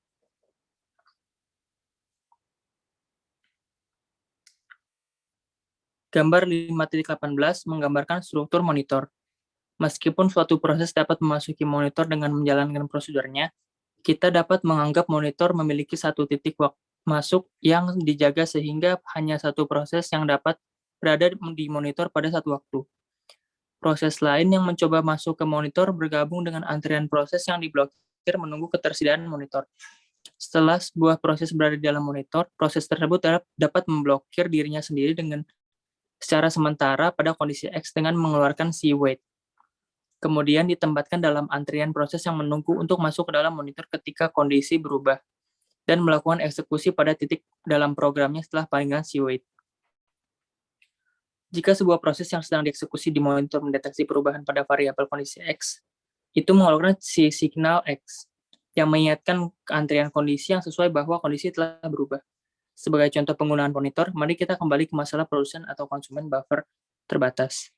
Gambar 5.9 menunjukkan solusi menggunakan monitor. Modul monitor, bounded buffer, mengontrol buffer yang digunakan untuk menyimpan dan mengambil karakter. Monitor menyertakan dua variabel kondisi dideklarasikan dengan construct count, not full bernilai true ketika ada ruang untuk menambahkan setidaknya satu karakter ke buffer, dan not empty bernilai true ketika setidaknya ada satu karakter di buffer. Produser dapat menambahkan karakter ke buffer hanya melalui prosedur append di dalam monitor. Produser tidak memiliki akses langsung ke buffer. Produser pertama-tama memeriksa kondisi tidak penuh untuk menentukan apakah ada ruang yang tersedia di buffer. Jika tidak, proses yang mengeksekusi monitor akan diblokir pada kondisi tersebut. Beberapa proses lain, produser atau konsumen, sekarang dapat masuk ke dalam monitor. Kemudian, ketika buffer tidak lagi penuh, proses yang diblokir dapat dihapus dari antrian, diaktifkan kembali, dan melanjutkan pemrosesan. Setelah menempatkan karakter di buffer, proses memberi sinyal kondisi not empty.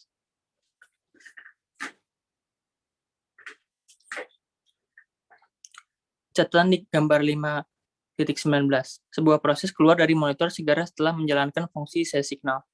Jika sinyal tidak muncul di akhir prosedur, maka dalam proposal Howard, proses yang mengeluarkan sinyal diblokir untuk membuat monitor tersedia dan ditempatkan dalam antrian sampai monitor bebas. Salah satu kemungkinan pada titik ini adalah menempatkan proses yang diblokir di antrian masuk, sehingga harus bersaing untuk mendapatkan akses dengan proses lain yang belum masuk monitor.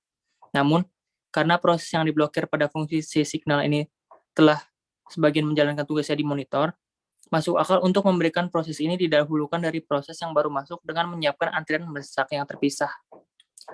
Satu bahasa yang menggunakan monitor, concurrent Pascal, mengharuskan signal muncul sebagai operasi terakhir yang dijalankan oleh prosedur monitor. Jika tidak ada proses yang menunggu pada kondisi X, maka eksekusi signal tidak berpengaruh. Seperti halnya semafor, dimungkinkan untuk membuat kesalahan dalam fungsi sinkronisasi monitor. Sebagai contoh, jika salah satu dari fungsi signal dalam monitor buffer terbatas dihilangkan, maka proses yang memasuki antrian kondisi yang sesuai akan ditutup secara permanen. Keuntungan yang dimiliki monitor dibandingkan semafor adalah semua fungsi sinkronisasi terbatas pada monitor. Oleh karena itu, lebih mudah untuk memverifikasi bahwa sinkronisasi telah dilakukan dengan benar untuk mendeteksi bug. Selanjutnya, setelah monitor diprogram dengan benar, akses ke sumber daya yang dilindungi untuk akses dari semua proses. Sebaliknya, dengan semafor, akses sumber daya yang benar hanya jika semua proses yang mengakses sumber daya diprogram dengan benar.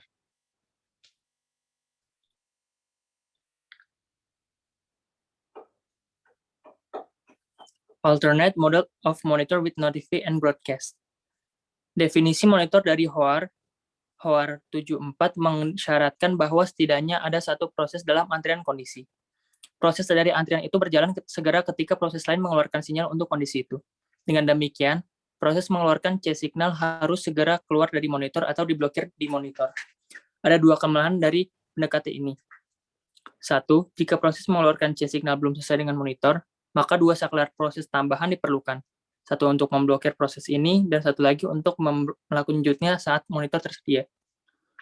Yang kedua, Penjadwalan proses yang terkait dengan sinyal harus benar-benar andal. Ketika sinyal C dikeluarkan, proses dari antrian kondisi yang sesuai harus segera diaktifkan. Dan penjadwal harus memastikan bahwa tidak ada proses lain yang masuk ke monitor sebelum aktivasi. Jika tidak, kondisi di mana proses diaktifkan dapat berubah, misalnya di gambar 5.19. Ketika sebuah proses yang dieksekusi di monitor mengeksekusi si notify X, hal itu menyebabkan antrian kondisi X diberitahukan, tetapi proses signaling terus dijalankan. Hasil dari pemberitahuan adalah bahwa proses di bagian atas antrian kondisi akan dilanjutkan pada beberapa waktu mendatang yang nyaman ketika monitor tersedia. Namun, karena tidak ada jaminan bahwa beberapa proses lain tidak akan masuk ke monitor sebelum proses waiting, maka proses waiting harus memeriksa kembali kondisi tersebut. Sebagai contoh, gambar 5.20. Pernyataan if diganti dengan pengulangan while. Dengan demikian, pengaturan ini menghasilkan setidaknya satu evaluasi tambahan dari variabel kondisi. Sebagai gantinya, bagaimanapun tidak ada sekelar proses tambahan, dan tidak ada batasan kapan proses menunggu harus dijalankan setelah si notify. Keuntungan monitor Lamson-Riddle dibandingkan monitor Hoare adalah bahwa pendekatan Lamson-Riddle kurang rentan terhadap kesalahan. Dalam pendekatan Lamson-Riddle, karena setiap prosedur memeriksa variabel monitor setelah diberi signal, dengan menggunakan konstruksi while, suatu proses dapat memberi signal atau menyiarkan secara tidak benar tanpa menyebabkan kesalahan pada program yang diberi sinyal. Program yang diberi signal akan memberi variabel yang relevan dan jika kondisi tidak diinginkan tidak terpenuhi, lanjutkan menunggu. Keuntungan lain dari monitor Lamson-Riddle adalah bahwa ia cocok untuk pendekatan yang lebih modular untuk konstruksi program. Misalnya, pertimbangkan penerapan pengalokasi buffer. Ada dua tingkat kondisi yang harus dipenuhi untuk bekerja sama proses sekuensial. 1. Konsisten struktur data. Dengan demikian, monitor memberlakukan pengecualian bersama dan menyelesaikan operasi input atau output sebelum mengizinkan operasi lain pada buffer. Yang kedua, level 1, ditambah memori yang cukup untuk proses ini untuk menyelesaikan permintaan alokasinya.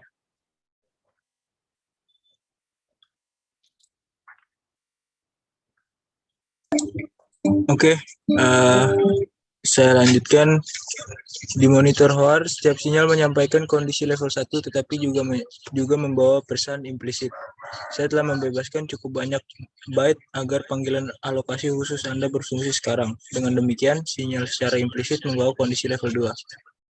Jika pemrograman kemudian mengubah definisi kondisi level 2, maka perlu memprogram ulang semua proses pensinyalan. Jika pemrogram mengubah asumsi yang dibuat oleh proses menunggu tertentu, yaitu menunggu invarian level 2 yang sedikit berbeda, mungkin perlu memprogram ulang semua proses pensinyalan. Ini tidak modular dan cenderung menyebabkan kesalahan sinkronisasi. Misalnya, bangun karena kesalahan. Ketika kode diubah, pemrograman harus ingat untuk mengubah semua prosedur di monitor setiap kali ada perubahan kecil pada kondisi level 2. Dengan monitor Lamson atau Riddle, siaran memastikan kondisi level 1 dan membawa petunjuk bahwa level 2 mungkin berlaku. Setiap proses harus memeriksa kondisi level 2 itu sendiri. Jika perubahan dilakukan pada kondisi level 2 lebih baik pada pelayanan atau pemberi sinyal. Tidak ada kemungkinan kesalahan bangun karena setiap prosedur memeriksa kondisi level 2 sendiri. Oleh karena itu, kondisi level 2 dapat disembunyikan di dalam setiap prosedur. Dengan monitor Hoare, kondisi level 2 harus dibawa dari pelayan ke dalam kode setiap proses pensinyalan yang melanggar prinsip abstraksi data dan modularitas antar prosedural. Tidak ada kemungkinan salah bangun karena setiap prosedur memeriksa kondisi level 2-nya sendiri. Oleh karena itu, kondisi level 2 dapat disembunyikan di dalam setiap prosedur. Selanjutnya ada message passing. Ketika proses berinteraksi satu sama lain, dua persyaratan mendasar harus dipenuhi, sinkronasi dan komunikasi. Proses perlu disinkronkan untuk menegakkan pengecualian bersama. Proses bekerja sama mungkin perlu untuk bertukar informasi. Salah satu pendekatan untuk menyediakan kedua fungsi ini adalah lewat pesan.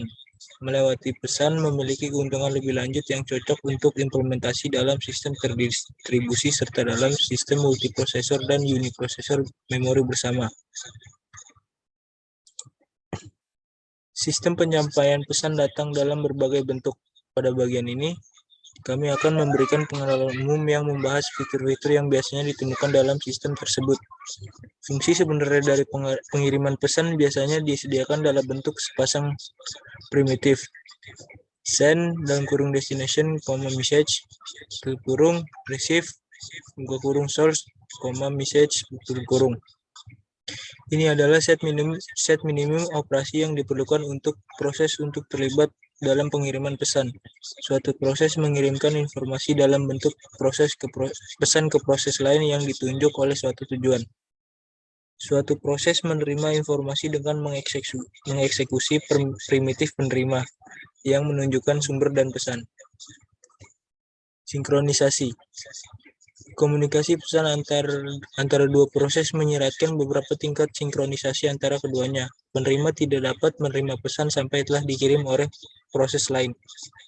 Selain itu, kita perlu menentukan apa yang terjadi pada suatu proses setelah mengeluarkan primitif kirim atau terima. Pertimbangkan pengiriman primitif terlebih dahulu. Ketika primitif kirim dieksekusi dalam suatu proses, ada dua kemungkinan. Proses pengiriman diblokir sampai pesan diterima atau tidak. Demikian pula, ketika suatu proses mengeluarkan menerima primitif, ada dua kemungkinan. Yang pertama, jika pesan sebelumnya telah dikirim, pesan diterima dan eksekusi dilanjutkan. Yang kedua, jika tidak ada pesan menunggu, maka A proses diblokir sampai pesan tiba, atau B proses terus dijalankan mengabaikan upaya untuk menerima. Dengan demikian, pengirim dan penerima dapat memblokir atau tidak memblokir. Ada juga 3 kombinasi yang umum, meskipun sistem tertentu biasanya hanya memiliki 1 atau 2 kombinasi yang diimplementasikan. 1. Memblokir pengiriman, memblokir penerimaan. Baik pengirim maupun penerima diblokir hingga pesan terkirim. Ini kadang-kadang disebut sebagai pertemuan. Kombinasi ini memungkinkan sinkronisasi yang ketat antar proses. Yang kedua, pengiriman tanpa pemblokiran penerimaan. Meskipun pengirim dapat melanjutkan, penerima diblokir sampai pesan yang diminta tiba. Ini mungkin kombinasi yang paling berguna. Ini memungkinkan suatu proses untuk mengirim satu atau lebih pesan ke berbagai tujuan secepat mungkin.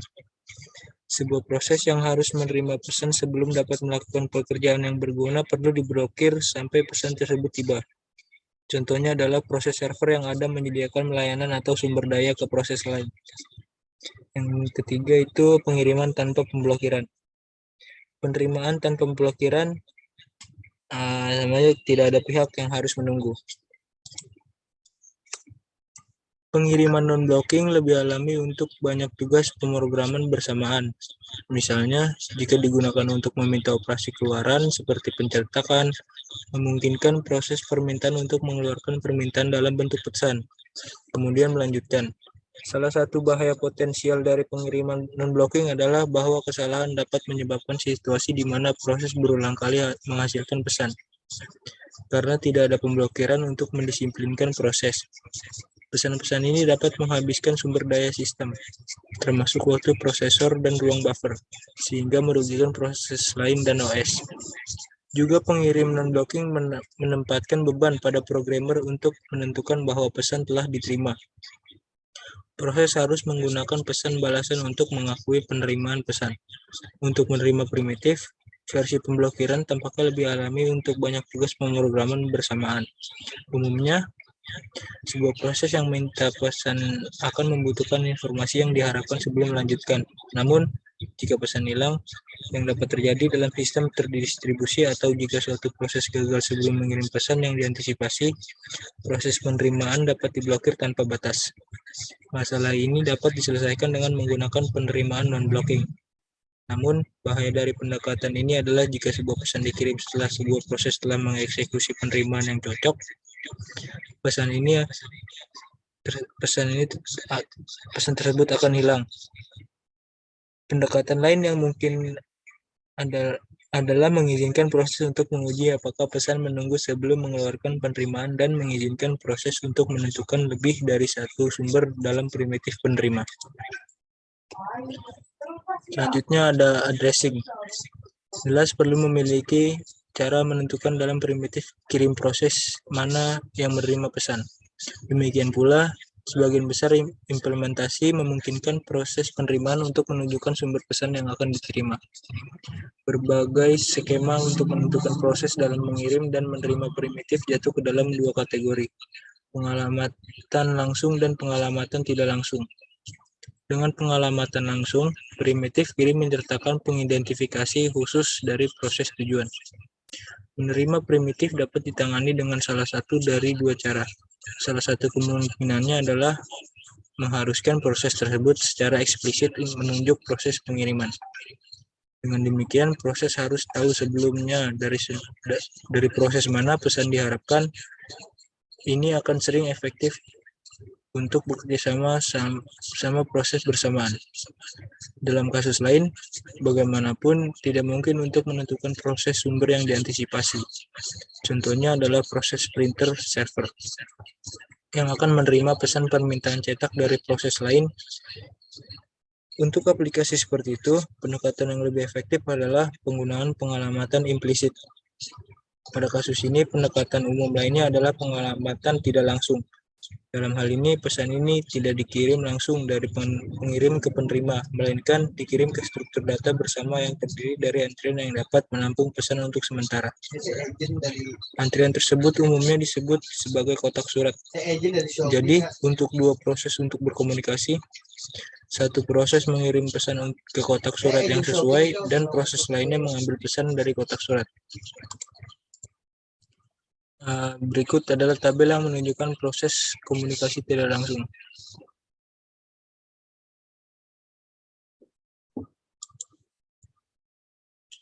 Format pesan. Format pesan tergantung pada tujuan fasilitas pengiriman pesan dan apakah fasilitas tersebut berjalan pada satu komputer atau pada sistem terdistribusi.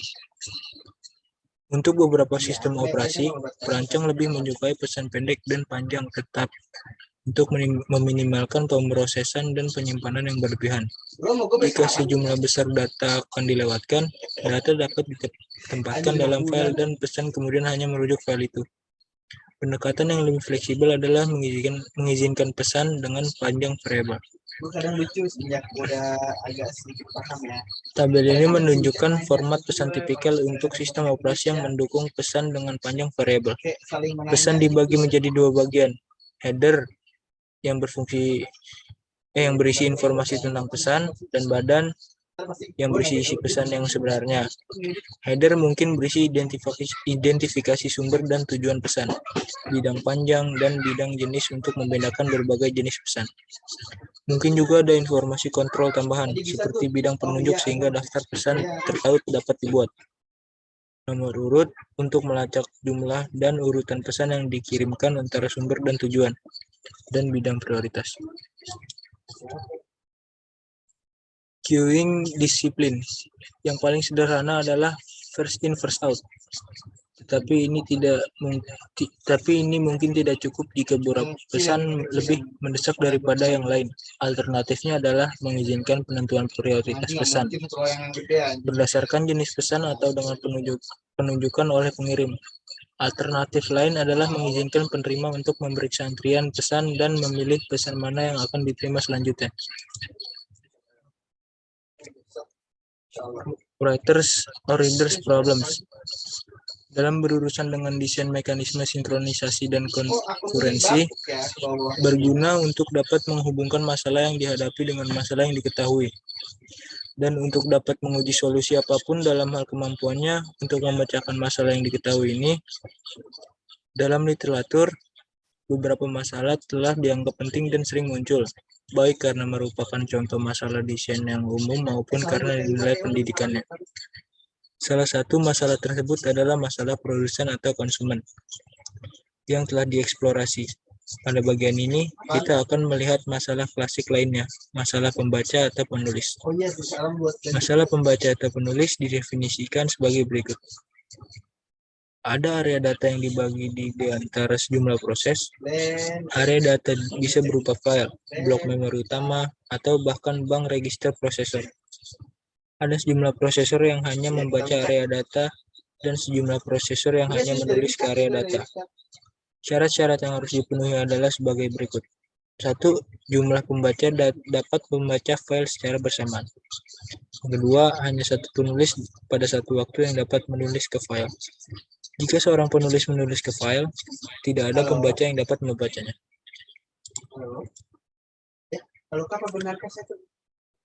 Selanjutnya ada readers priority.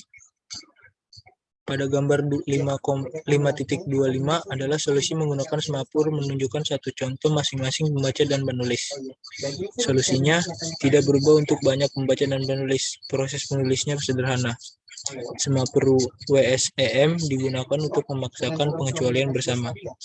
Selama satu penulis mengakses area data bersama, tidak ada penulis lain dan tidak ada pembaca yang dapat mengaksesnya.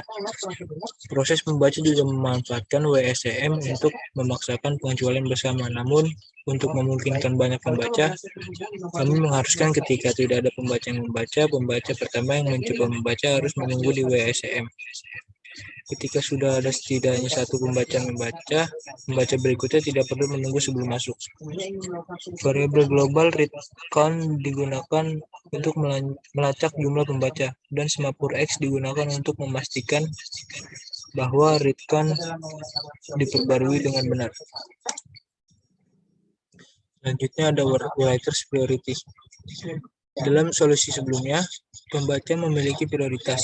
Setelah satu pembaca mulai mengakses area data, pembaca dapat mempertahankan kendali area data selama setidaknya ada satu pembaca yang sedang membaca.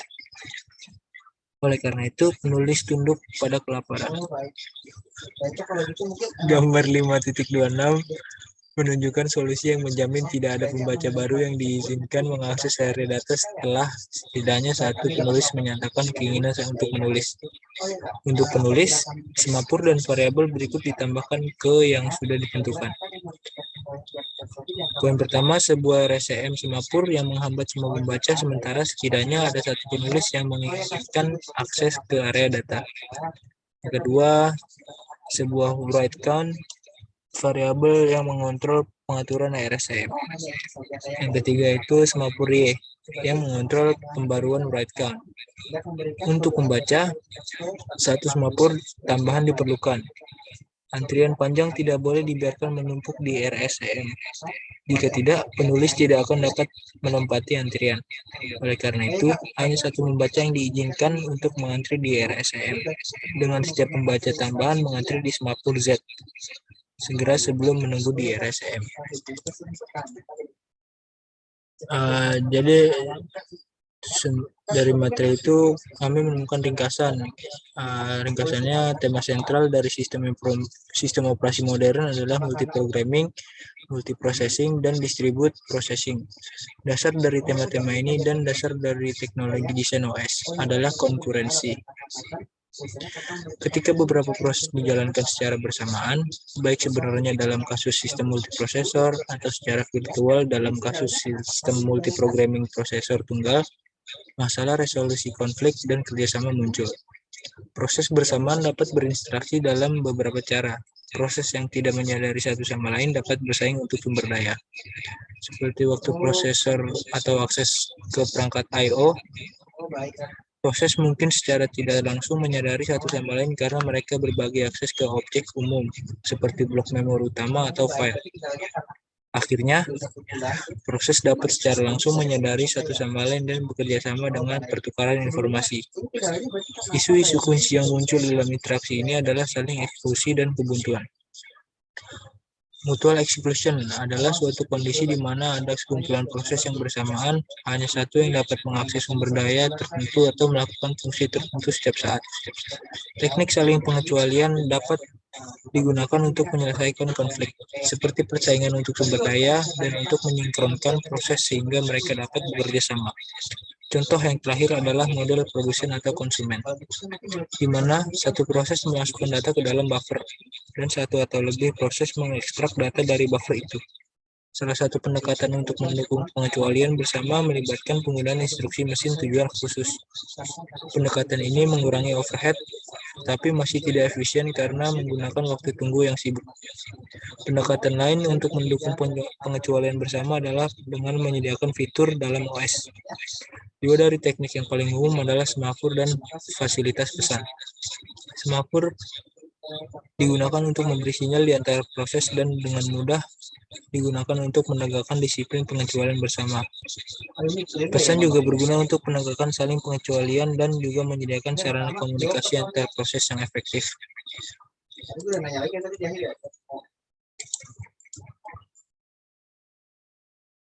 Ya, sekian presentasi dari kelompok 6. Kurang lebihnya mohon maaf. Wassalamualaikum warahmatullahi wabarakatuh.